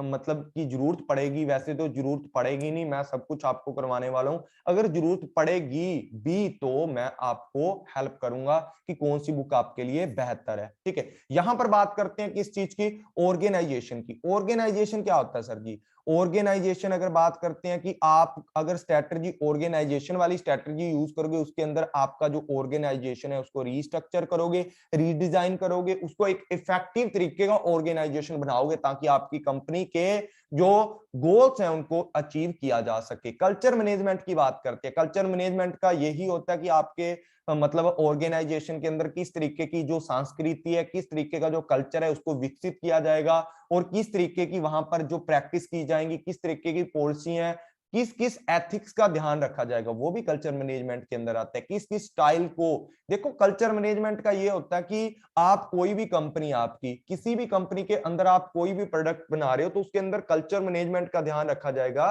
कि आप ऐसी कोई भी चीज प्रोड्यूस मत करना जो किसी कल्चर के अगेंस्ट हो, किसी कल्चर को ठेस पहुंचाए। ठीक है, ऐसा कुछ भी आप लोगों ने नहीं करना।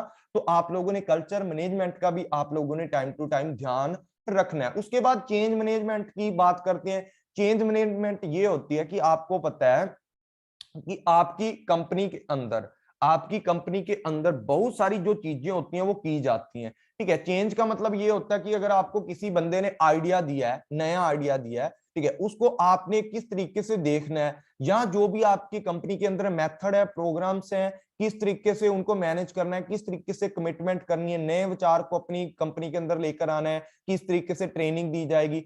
चेंजिंग मैनेजमेंट यही होती है ना, आप कितना आपको डेवलपमेंट किया जाएगा। ठीक है ना, कितना आपको डेवलपमेंट किया जाएगा, और टाइम टू टाइम आपकी चेंज मैनेजमेंट आपके साथ काम करती रहती है, आपको गाइडेंस देती है, आपको कंसल्टिंग करती है, आपका काउंसलिंग करती है, और आपको क्या करती है, जितने भी ऑर्गेनाइजेशन की गोल्स हैं उनको अचीव करने में हेल्प करती है। उसके बाद जो फ्लेक्सिबिलिटी की स्ट्रेटजी होती है वो यूज क्यों की जाती है? फ्लेक्सिबिलिटी का मतलब ये होता है कि आपको हर नए नए मेथड है उनको अडॉप्ट करके उनको, जो भी लोग आप काम कर रहे हो कंपनी के अंदर, इनको सिखाए जाएंगे ताकि आपकी जो स्किल है उसकी रेंज को वाइड किया जाए, मतलब आपको ज्यादा से ज्यादा चीजें सिखाई जाए। ये आप लोगों ने याद रखनी है कि फ्लेक्सिबिलिटी जो स्ट्रेटजी होती है वो क्या करती है, adopt to the new method and enabling people to the learn and use wide range of skill. आपकी स्किल को ज्यादा करने के लिए किया जाता है, ये एचआरएम की स्ट्रेटजी है ये। उसके बाद बात करते हैं टीम वर्क की। टीम वर्क क्या होता है कि आपको किस तरीके से किस एनवायरनमेंट के अंदर एडजस्ट होना है, जो भी आपके अंदर कंफ्लिक्ट है उनको रिमूव कर देना है। टीम वर्क का मतलब यही होता है ना, सब लोग क्या करोगे, समन्वय बनाकर के काम करोगे, कंपनी के जितने भी कंफ्लिक्ट हैं उनको खत्म करके एक एनहेंस करोगे, अच्छी एबिलिटी को, अच्छे ग्रुप को, अच्छी टीम को बिल्ड करोगे, जिससे कि आप पूरे के पूरे कहीं पर भी आप काम करें उसके अंदर एडजस्ट कर सकते हो, इन्वायरमेंट के अंदर, किसी भी इन्वायरमेंट के अंदर रह करके अच्छे से काम कर सकते हो। क्वालिटी मैनेजमेंट क्या होती है? क्वालिटी मैनेजमेंट वही कि आपके प्रोडक्ट की क्वालिटी अच्छी होनी चाहिए, उसको मैनेज करने के लिए आप क्वालिटी मैनेजमेंट करते हो, जिसको क्या बोला जाता है, टोटल क्वालिटी मैनेजमेंट भी बोला जाता है, TQM जिसको बोला जाता है, टोटल क्वालिटी मैनेजमेंट की है कि आप अपने प्रोडक्ट की जितनी भी मतलब प्रोडक्ट बना रहे हो उसकी जो असेसमेंट है या असेसिंग है, बार बार असेसिंग करोगे और उसको मैनेज करके रखोगे, कहीं आपके प्रोडक्ट की जो गुणवत्ता है वो बिखर ना जाए या मतलब गलत तरीके की ना हो जाए कि कहीं एक प्रोडक्ट के अंदर अच्छी गुणवत्ता आ रही है, दूसरे के अंदर बिल्कुल बेकार आ रही है, तीसरे के अंदर फिर अच्छी आ रही है, चौथा फिर बेकार है, पांचवा भी बेकार है, छठा भी। तो इस तरीके से ऐसे मान सकते हो कि आपकी जितनी भी सर्विस होती हैं, जो प्रोडक्ट की सर्विस है उसको भी अच्छा करोगे, क्वालिटी को भी किसी भी तरीके का कंप्रोमाइज आप नहीं करने वाले हो, अच्छी क्वालिटी के प्रोडक्ट बनाओगे ताकि आपकी कंपनी की जो गुडविल है वो बरकरार रह सके, ठीक है। उसके बाद बात करते हैं रिसोर्सिंग।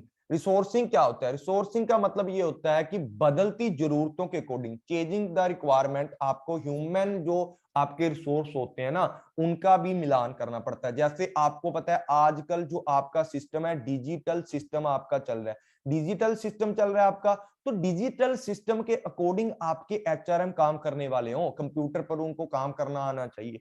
अगर नहीं तो आप रीसोर्सिंग करें, उनको उनको बदल के उनकी जगह पर नए जो आपके एचआर है उनको रख लो, ठीक है, पुराने को छुट्टी दे दो। एचआरएम डेवलपमेंट की बात करते हो कि धीरे धीरे आप ऐसी स्ट्रेटजी को यूज करो, अगर आपके जो लोग आपकी कंपनी में काबिल हैं और उनको थोड़ा टेक्निक नहीं आती या उनकी स्किल है ना थोड़ी सी कमजोर हो गई है पहले से, या उनको ट्रेनिंग देने की जरूरत है या उनको विकास करने की जरूरत है, नई चीजें सिखाने की जरूरत है, तो उनको ट्रेनिंग और डेवलपमेंट दो। ऑल लेवल के जो वर्क फोर्स होते हैं उनको टाइम टू टाइम प्रॉपर क्या देनी चाहिए भाई, ये आपके लिए इन्वेस्टमेंट के रूप में काम करती है। जितनी आप लोगों को ट्रेनिंग दोगे, जितना आप डेवलपमेंट उनका करोगे, जो भी आपकी वर्क फोर्स होती है, जो आपके एम्प्लॉइज होते हैं, वो आपके लिए एक इंपॉर्टेंट इन्वेस्टमेंट होती है आने वाले टाइम के अंदर भाई। वो आपका अच्छा परफॉर्मेंस करके आपको ज्यादा प्रॉफिटेबल लाकर देते हैं, और उससे क्या होता है, ज्यादा प्रॉफिटेबल होने के कारण आपकी कंपनी की इन्वेस्टमेंट है उसके ऊपर आपको रिटर्न मिलती है जब भी आप ट्रेनिंग वगैरह देते हो। उसके बाद बात करते हैं sir ji performance and management की। परफॉर्मेंस मैनेजमेंट क्या होता है? परफॉर्मेंस मैनेजमेंट ये होता है कि आपने कुछ क्या किए होते हैं कि रूल रेगुलेशन सेट किए होते हैं, कुछ स्टैंडर्ड सेट किए होते हैं, उनके अकॉर्डिंग आप क्या करते हो, परफॉर्मेंस मैनेजमेंट करते हो। परफॉर्मेंस मैनेजमेंट का मतलब है कि जो स्टैंडर्ड आप लोगों ने सेट किए हैं उनके साथ जो आपके एम्प्लॉइज या वर्क फोर्सेस की एक्चुअल परफॉर्मेंस है, उनके दिए गए टास्क की जो सेट की गई परफॉर्मेंस है उसके साथ उसको मैच करके देखते हो कि एक्चुअल परफॉर्मेंस क्या है। यहां पर जो स्टैंडर्ड फिक्स किए हैं, जो एक्चुअल परफॉर्मेंस है, इन दोनों को मैच करके देखा जाता है। बीच के गैप को पूरा करने के लिए आप क्या करते हो, परफॉर्मेंस का मैनेजमेंट करते हो, उनको चेक करते हो कि कितना आप लोगों का ऑब्जेक्टिव है, आपको कितनी परफॉर्मेंस और बढ़ानी चाहिए, वो सारी चीजों के लिए ये परफॉर्मेंस मैनेजमेंट होती है। जब आपकी परफॉर्मेंस अच्छी होती है, ठीक है, तो आप क्या करते हो, एक्सपेक्टेशंस आपके रिवॉर्ड की बनती है वहां पर, तो वहां पर रिवॉर्ड मैनेजमेंट का यूज किया जाता है। जो जो लोग रिवॉर्ड मैनेजमेंट वो होती है जो आपकी परफॉर्मेंस को टाइम टू टाइम मेजरमेंट करती है और देखते हैं कि आप लोगों ने कितना कंपनी के अंदर कंट्रीब्यूशन किया। जितना ज्यादा आप कंपनी की गुडविल को बढ़ाने के लिए, कंपनी को ऊपर लेकर जाने के लिए अपनी परफॉर्मेंस अच्छी दिखाते हो, उतना ज्यादा ही रिवॉर्ड मैनेजमेंट आपको क्या करती है, रिवॉर्ड मैनेजमेंट की जो स्ट्रेटजी है यूज करके आप क्या करते हो, जितना ज्यादा जो बंदा कंट्रीब्यूशन करता है उतना ही ज्यादा आप क्या करते हो, उनको हेल्प करते हो। उतनी हेल्प करने से आप क्या हो जाता है, उतनी हेल्प करने से आपको ज्यादा से ज्यादा जो मतलब इंसेंटिव मिलते हैं, रिवॉर्ड आपको मिलते हैं, आपको ज्यादा इनाम यहां पर मिलते हैं। एम्प्लॉई रिलेशनशिप क्या होता है, ये स्ट्रेटजी सबसे इंपॉर्टेंट आपके लिए हो सकती है कि जो आपके लोग आपकी कंपनी के अंदर काम कर रहे हैं, जिनको एम्प्लॉय बोला जाता है, उनके साथ अच्छे से डायरेक्ट कम्युनिकेशन करो, उनको सहयोग करो, उनके साथ अच्छा रिलेशनशिप बनाओ, एक कोऑपरेशन बिटवीन द एम्प्लॉय या कोऑर्डिनेशन आप बना करके रखो। जितना ज्यादा एम्प्लॉय के साथ अच्छा या पॉजिटिव आपका क्या होगा, क्या होगा आपका रिलेशन होगा, उतना ही ज्यादा आपकी कंपनी के अंदर वो प्रोडक्टिविटी से काम करेंगे, उतना ही ज्यादा आपकी परफॉर्मेंस आपकी कंपनी की अच्छी होगी। तो डियर फ्रेंड्स, आज की क्लास इतनी ही थी। आज की क्लास अगर आपको अच्छी लगी हो तो डियर फ्रेंड्स ज्यादा से ज्यादा लाइक शेयर जरूर किया करो, जिससे कि मुझे भी मोटिवेशन मिलता है और आने वाली क्लासेस के अंदर आपको और ज्यादा बेटर तरीके से हर चीज को, कंसेप्ट को क्लियर करने की कोशिश मैं करूंगा। तो thank you all friends, take care, bye bye, मिलते हैं नेक्स्ट क्लास के अंदर। लाइक करना मत भूलें, शेयर करना मत भूलें, कमेंट करके फीडबैक जरूर दें क्लास कैसी आपको लगी है। तो thank you all friends, take care, bye bye.